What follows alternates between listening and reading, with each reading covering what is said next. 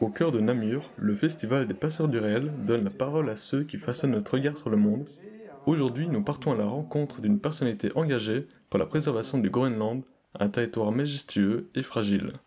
Bonjour, alors je m'appelle Olivier Laban-Mattei et je suis photographe, photojournaliste, photographe documentaire, on peut dire un peu comme on veut, on va dire narrateur puisque j'utilise aussi d'autres médiums comme l'écrit pour m'exprimer.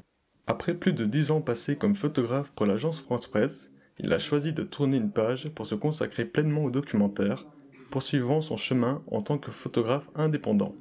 Je m'intéresse essentiellement à des sujets de fond, des sujets de société, et en particulier ce que j'appelle la malédiction de l'abondance, ou comment sur un territoire, dans un pays, une population peut, malgré les richesses du sous-sol et malgré l'extractivisme qui permet au pays de s'enrichir, comment une population peut finalement s'appauvrir.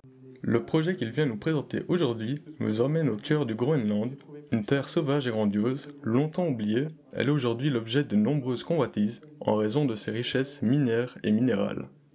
Alors le Groenland est une terre qui est extrêmement convoitée, elle est à la croisée des chemins, on va dire. Il faut regarder la planète du point de vue de l'Arctique, hein, et se rendre compte qu'elle est vraiment au croisement de l'Europe, du continent américain, de la Russie en face. Donc cette terre est au milieu de ces nouvelles routes, donc qui possède cette terre peut aussi prétendre à posséder les droits de passage, et aussi elle regorge de terres rares. C'est bien là tout l'enjeu de ce conflit. Ces terres rares, riches en minerais essentiels à la fabrication de nos appareils électroniques, de nos téléphones, mais aussi à l'industrie militaire.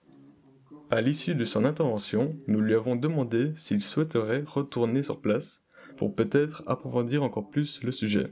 J'espère pouvoir retourner au Groenland. C'est une terre qui, je pense, quand on y a goûté, on n'a qu'une envie, c'est d'y retourner. Je pense que quand on rencontre les gens dans leur quotidien, qui nous ouvrent leurs portes, qui nous permettent d'accéder à leur intimité, je pense qu'à un moment donné, on leur doit de raconter au plus juste ce qu'ils nous ont montré et d'aller plus avant dans l'histoire et d'aller, si possible, de plus en plus en profondeur.